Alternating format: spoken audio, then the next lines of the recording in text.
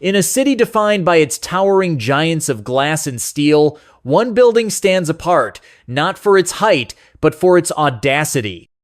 This is New York's Flatiron Building. Standing at the intersection of Fifth Avenue and Broadway, its wedge-shaped profile has captivated imaginations for over 120 years. At just 22 stories tall, it might seem modest by Manhattan standards. Yet this architectural maverick changed the way we think about what's possible in urban design. But today, this iconic landmark stands empty. Its windows dark, its future uncertain. In 2023, a mysterious $190 million auction ended in disappearance and controversy, adding another fascinating chapter to this building's remarkable story. This is the tale of New York's strangest skyscraper, how a triangle of land became a symbol of American ambition, how an architectural folly became a global icon, and why its latest chapter might be its most intriguing yet. To understand the Flatiron Building, we first need to understand Manhattan itself. Today, we see a carefully ordered metropolis of straight lines and right angles.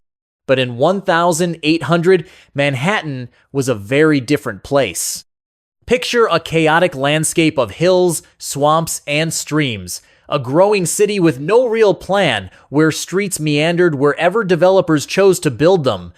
By 1800, New York's population had exploded to 60, and city leaders knew they needed a solution.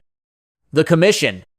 In 1807, the city appointed 3 commissioners: Gouverneur Morris, a founding father who helped write the Constitution, John Rutherford, a prominent lawyer, and Simeon DeWitt, the official state surveyor. Their task? Create a master plan for Manhattan's future growth.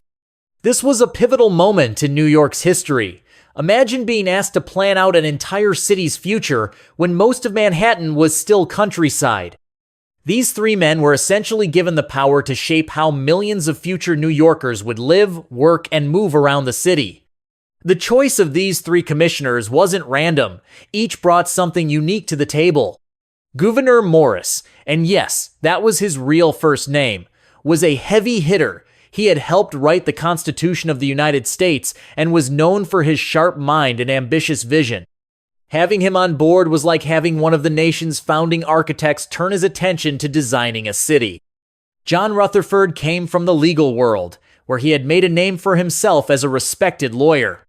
His legal expertise was crucial because this wasn't just about drawing lines on a map. It involved complex questions about property rights, public spaces, and city regulations. Simeon DeWitt rounded out the team with technical expertise.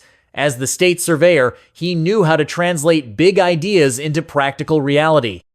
Think of him as the practical problem solver who could figure out how to actually implement the grand plans they would create. Together, these 3 men were handed an almost unimaginable task. Look at an island that was mostly farms and forests and figure out how to turn it into a functioning city that could grow and thrive for centuries to come. They had to predict how people would live, work, and travel in the future, and create a plan flexible enough to accommodate changes they couldn't even imagine. It would be like being asked today to design a city on Mars.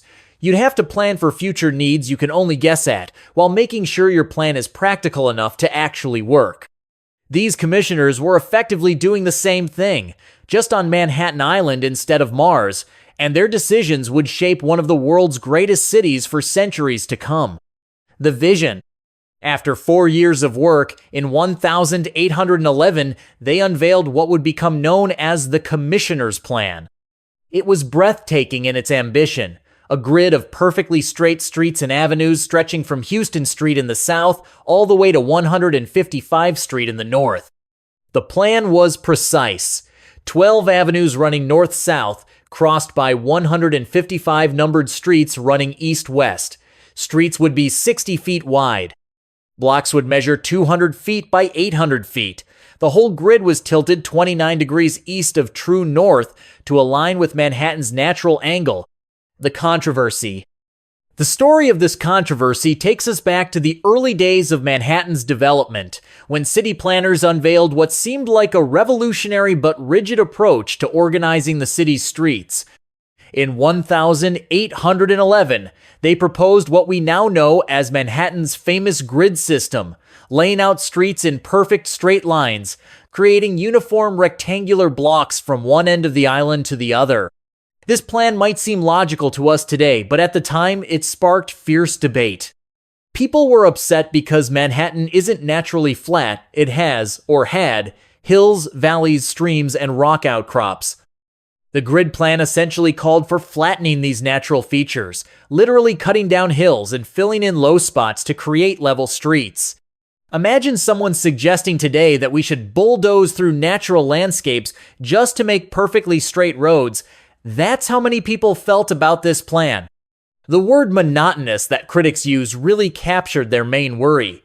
They feared turning a naturally diverse landscape into an endless repetition of identical blocks.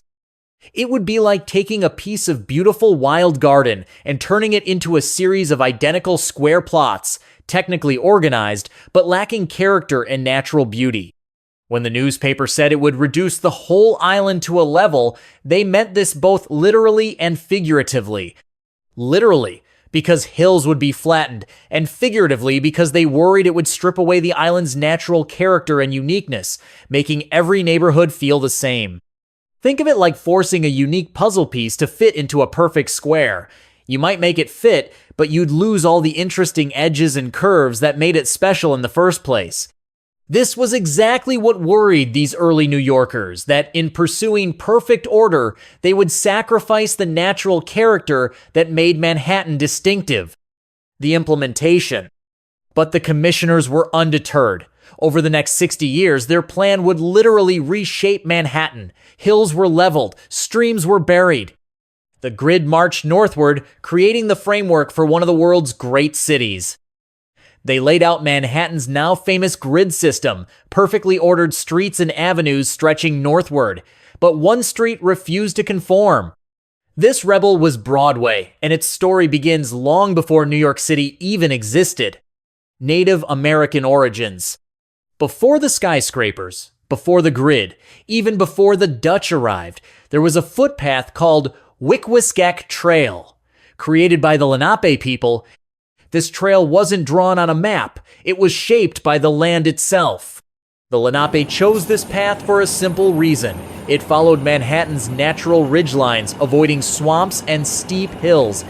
This wasn't just a path, it was a masterclass in indigenous engineering, working with the landscape rather than against it.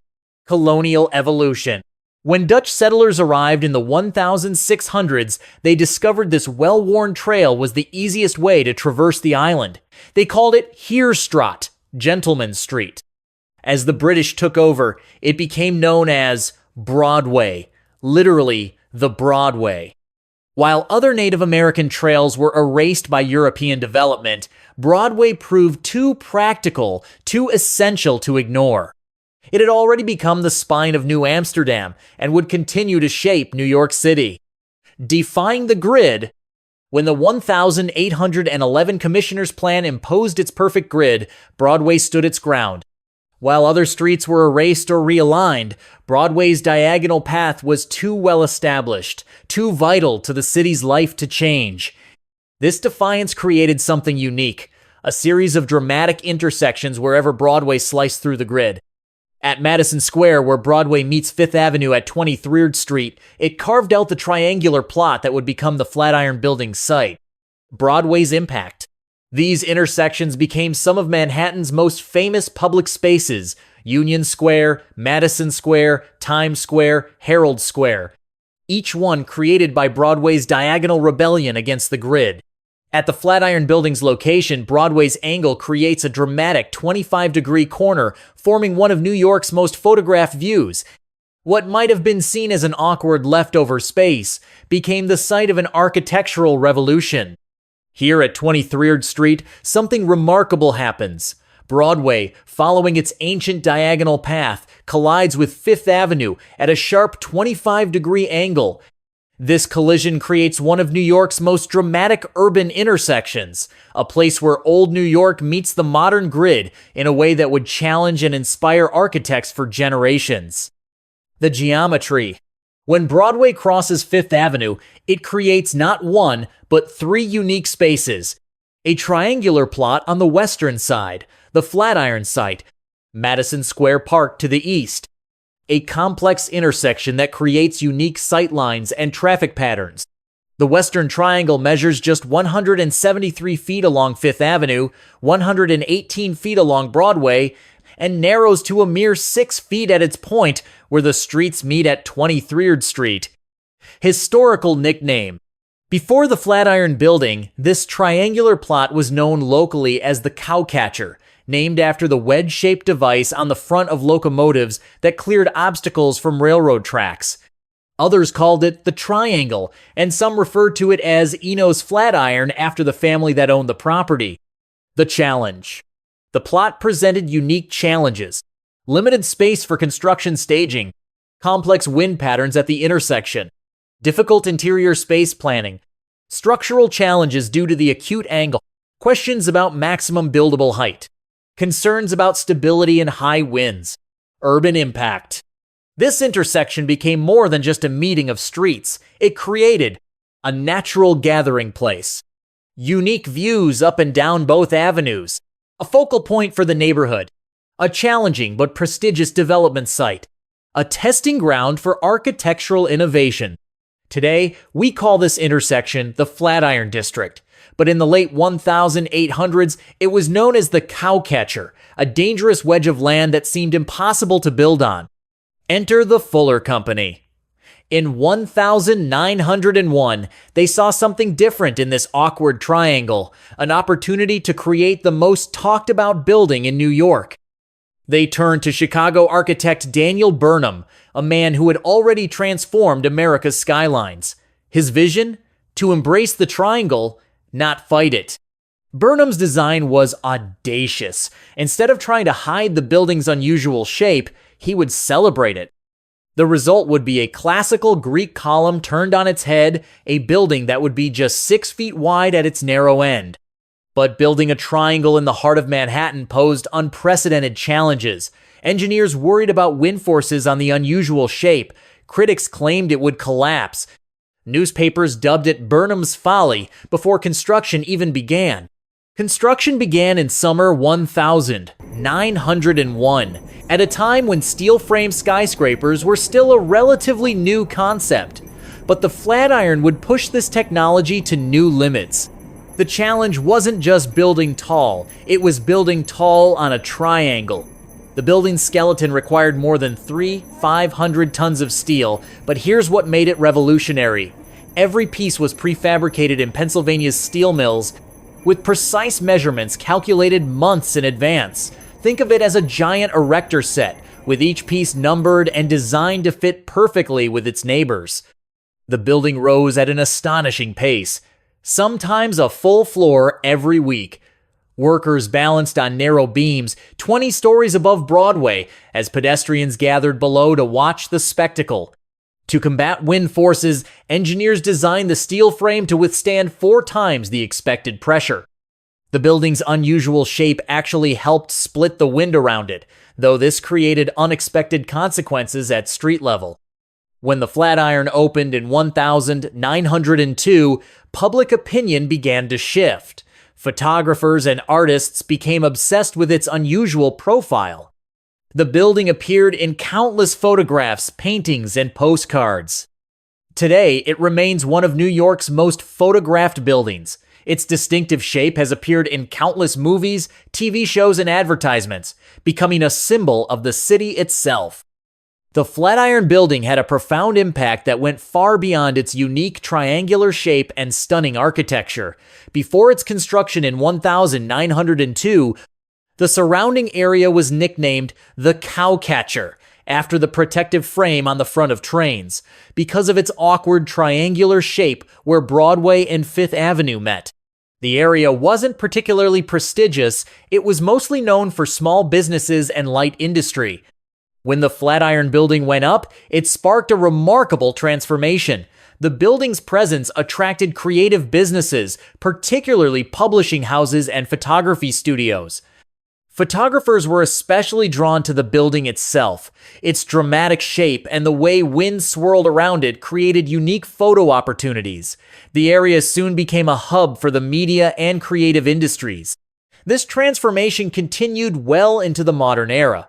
In the late 1990s and early 2000s, the neighborhood began attracting technology companies and startups, earning it the nickname Silicon Alley, a play on California's Silicon Valley. Small tech firms were drawn to the area's historic buildings, which offered character and charm along with relatively affordable rents compared to traditional office districts. The building essentially acted like a magnet, pulling in new types of businesses and people, which completely changed the character and reputation of the neighborhood.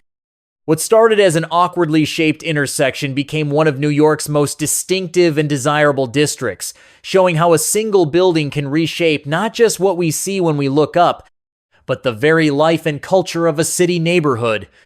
Today, the district is a vibrant mix of historic architecture and modern innovation. The building anchors Madison Square Park, surrounded by restaurants, shops, and public spaces that draw visitors from around the world. But the Flatiron story isn't over. In 2019, its last tenants moved out. Then came the pandemic, followed by renovation challenges and ownership disputes. This situation with the Flatiron building captures a dramatic episode in New York real estate. The building had been caught up in a complicated ownership dispute, and in March 2023, the court stepped in to resolve things by forcing an auction, basically a very fancy, high-stakes version of selling to the highest bidder. During the auction, everyone was surprised when someone offered an enormous sum, $190 million, for the building. This was major news because it would have been one of the biggest real estate deals in the area. The mysterious buyer was Jacob Garlick, who represented a little-known investment firm called Abraham Trust. But then, things got messy. When it came time to actually pay for the building, Garlick and his firm couldn't come up with the money they had promised. In the world of real estate deals, this is like bouncing a check, but on a massive scale. They were supposed to make a deposit of $19 million, 10% of the purchase price, within 24 hours of winning the auction, but failed to do so. This failure turned what should have been a clean solution into yet another problem. The building's ownership remained tangled up in dispute, and its future became unclear again. It was particularly frustrating because many people had hoped this auction would finally sort out who owned and controlled this iconic building. Instead, the failed sale just added another complicated chapter to the Flatiron story and left everyone wondering what would happen next. This situation would be like thinking you've sold your house to someone who made the highest bid at an auction, only to find out they can't actually pay for it, except in this case, we're talking about one of New York's most famous buildings and millions of dollars. For over 120 years, the Flatiron building has defied expectations. What began as an architectural gamble became a testament to American ingenuity and ambition. Today, it stands empty but undefeated. Another chapter waits to be written in the story of New York's most intriguing skyscraper. Whatever comes next, one thing is certain: the Flatiron building will continue to capture imaginations and challenge our ideas of what's possible in architecture. What do you think should be the next chapter for this iconic building? Should it become a museum celebrating New York's architectural history, a public space for all to enjoy? Or maybe something completely unexpected? Share your ideas in the comments below. We'd love to hear your creative solutions for the Flatiron's future. If you enjoyed exploring New York's most fascinating building with us, make sure to hit that subscribe button and turn on notifications. We explore amazing places like this every week, and you won't want to miss what's coming next.